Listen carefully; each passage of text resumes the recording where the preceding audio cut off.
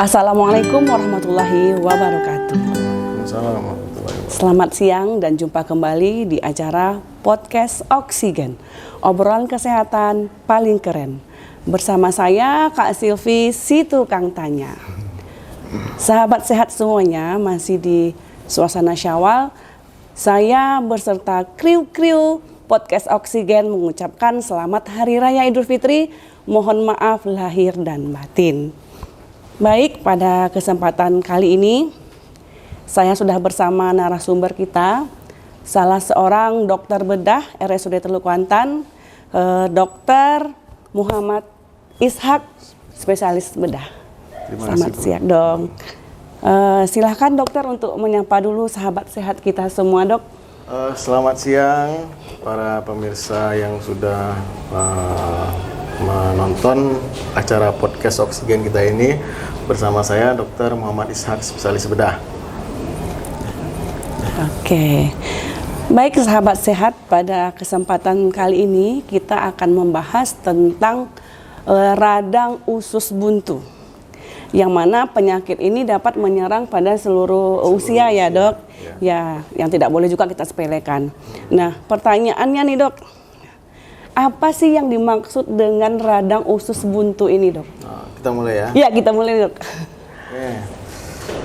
Radang usus buntu. Radang usus buntu itu kalau di bahasa kitanya namanya appendicitis. Appendicitis. Tapi kalau bahasa awam bisa dikenal dengan peradangan dari organ usus buntu tersebut, gitu loh.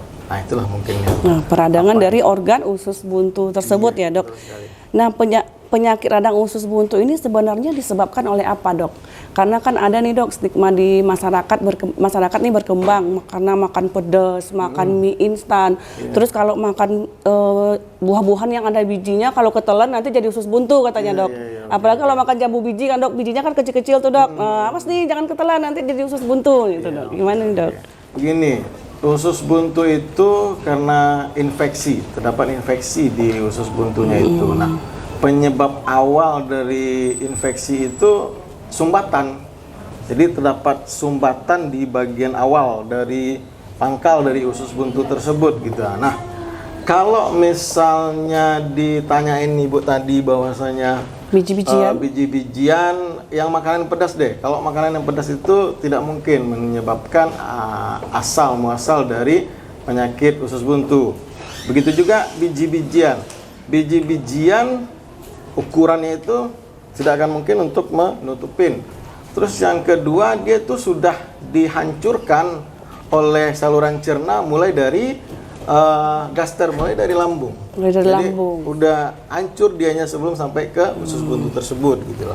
Jadi kalau biji-bijian tidak akan menyebabkan usus buntu karena sampai lambung aja dia udah hancur sudah ya, dicerna di lambung. Nah, apa sih, dok, gejala khas dari radang usus buntu ini, dok? Gejala awal atau gejala khas itu banyak sebenarnya.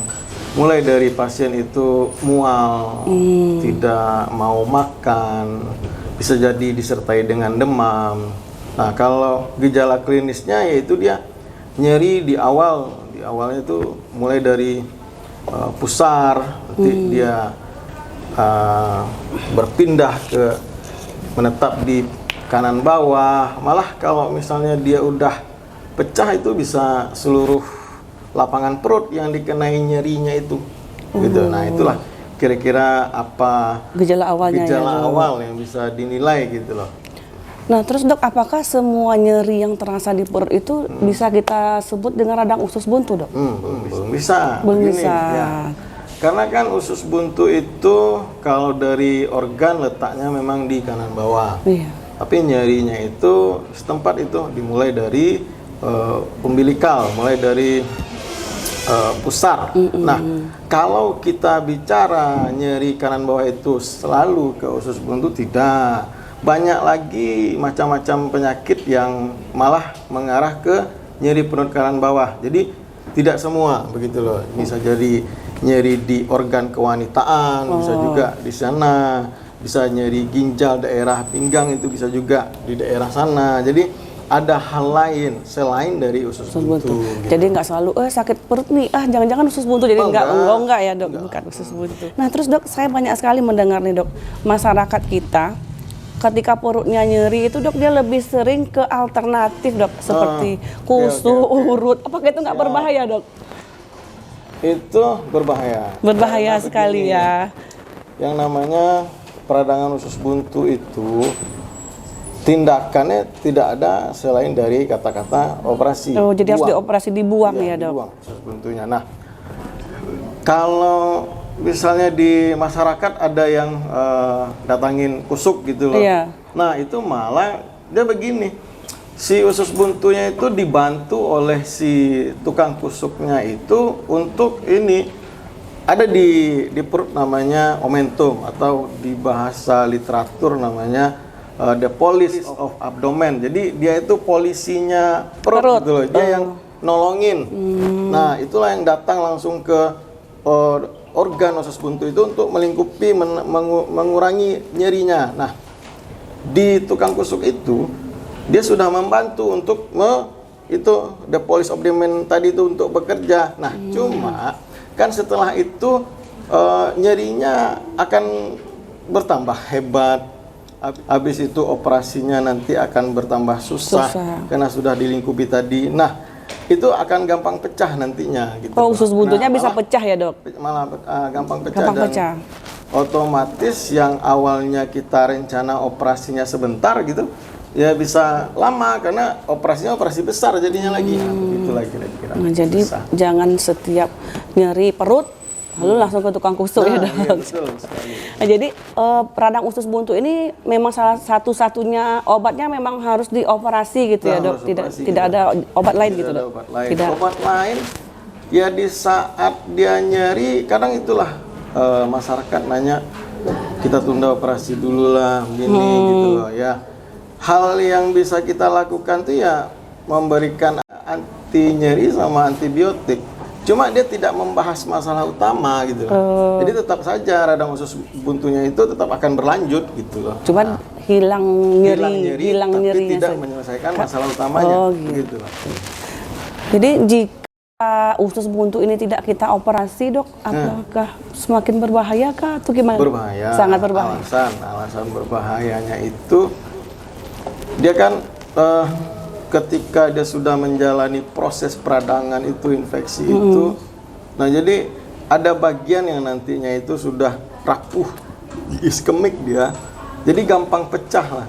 Nah di sanalah masalah yang lebih berat akan datang karena ketika usus buntu itu sudah pecah, pus-pusnya itu, nanah-nanahnya itu sudah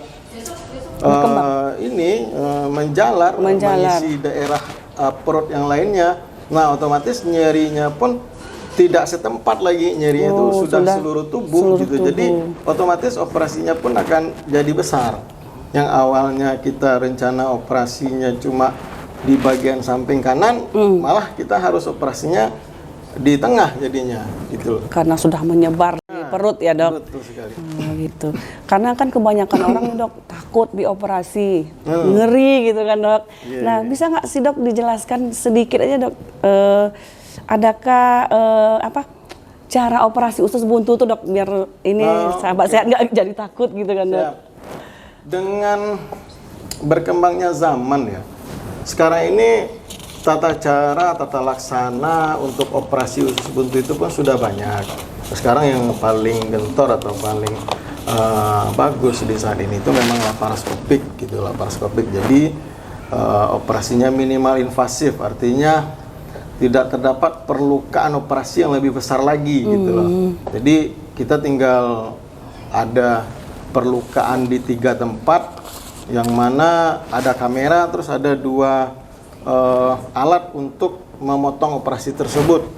Nah begitu, jadi operasinya pun sudah makin canggih gitu loh. Jadi kalau untuk operasi itu yang mungkin yang lebih bagus. Tapi di saat ini kita pun di rumah sakit Teluk Kuantan pun, di RSUD Teluk Kuantan pun kita operasi minimal gitu. Minimalnya itu minimal insisi gitu.